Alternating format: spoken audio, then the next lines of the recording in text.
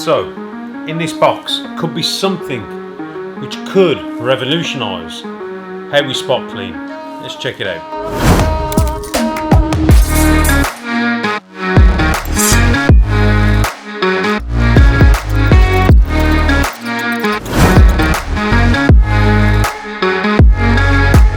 How's it going, everyone? It's Gavin from Balls to You, and in this video we're going to be unboxing something that I actually saw it, or I heard them talk about something on the TSK channel, which was how they spot clean.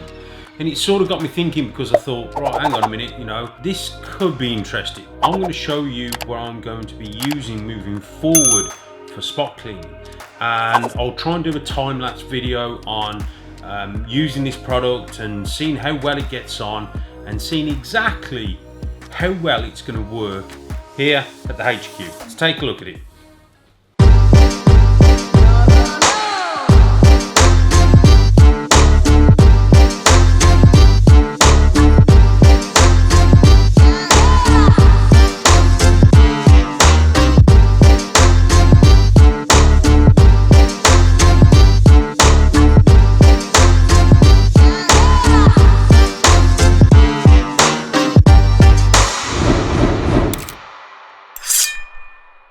Okay, so now I'm going to clean out my females, and we're going to do a little time lapse. So at the moment it is 7:15. Okay, so let me get my phone. 7:15. Okay, can you see? 7:15, or 13 minutes past 7. So I'm going to quickly set this up on a time lapse. Fingers crossed it will only take me a few minutes, and then I'm going to get into cleaning the females with this Hoover. And we're going to see how long it takes me to spot clean all of my breeders. Let's go.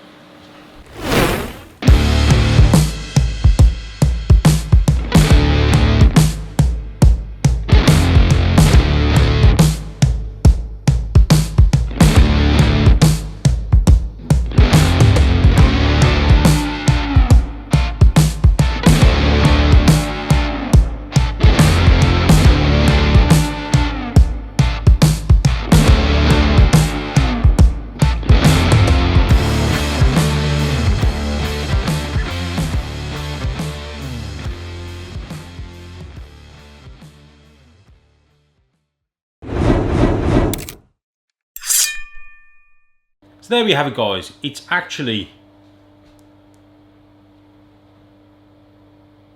8:05. It's taken me 40 minutes to spot clean 84 tubs, and that was including poops and sheds. I haven't done the waters. The waters will be done tomorrow, and as you can see, my females are on point, ready for feeding, hence why I was using the hook.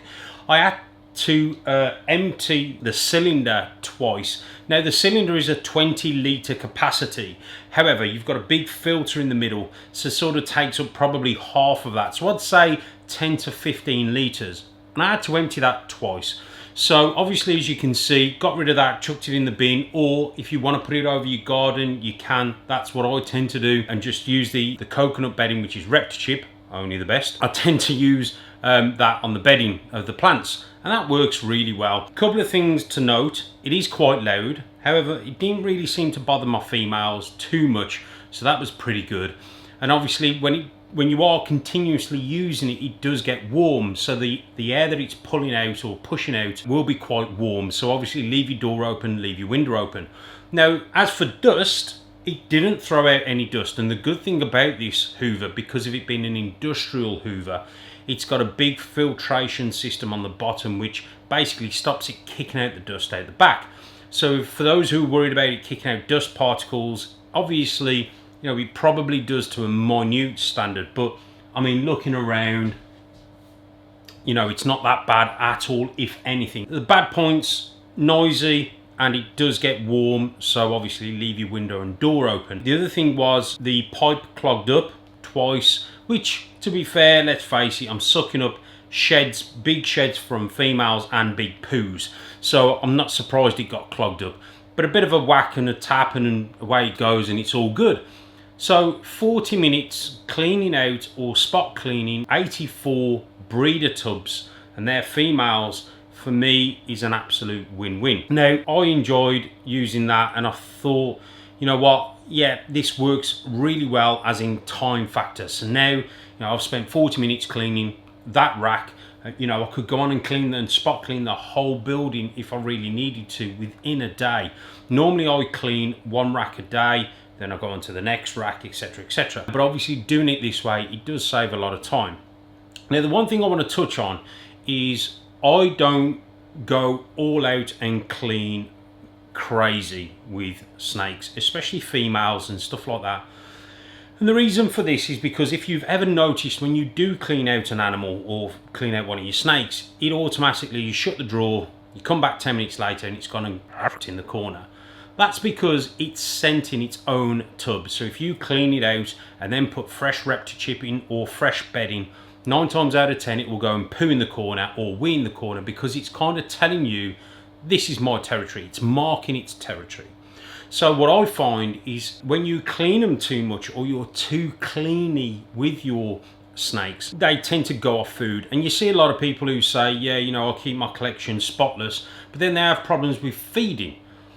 This is the issue. You need to leave them alone, leave them in their environment, let them settle in. Don't get me wrong, I'm not saying they should live in poo and sheds and stuff like that, but I'm not in a rush to certainly take it all out. I spot clean once a week, you know, and if I open a tub and I see a shed, yeah, I'll pick it out, throw it in the bin, whatever. But today's purpose of today's video, should I say, was to show you what I thought and the reasons why, you know, using something like this may help us and speed up the process a lot better. I certainly love and enjoy cleaning and checking out the females and stuff like that, but if we can make that process a little bit easier, a little bit cleaner, let's say, I'm all for that. And as you could see, I had time as well just to zap around the HQ in the breeding room, just to give the floor a quick hoover as well.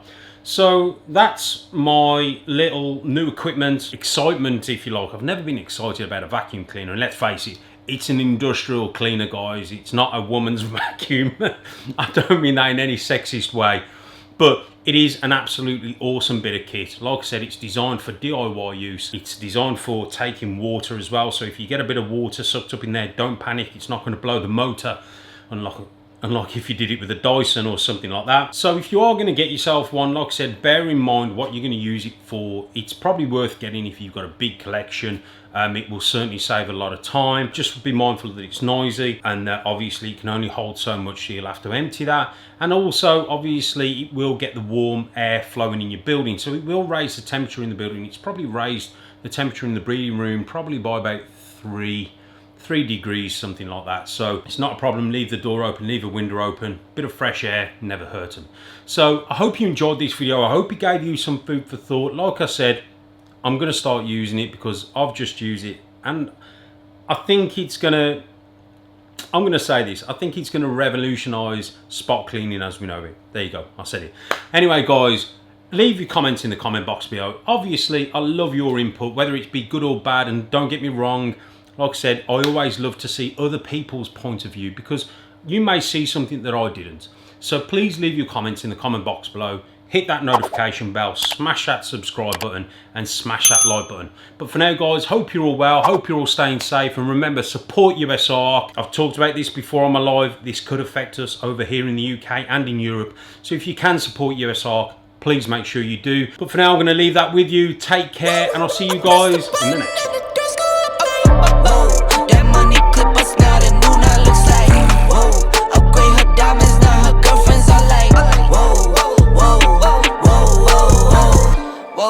I hit recorded, drop, you can't ignore it. I'm transforming.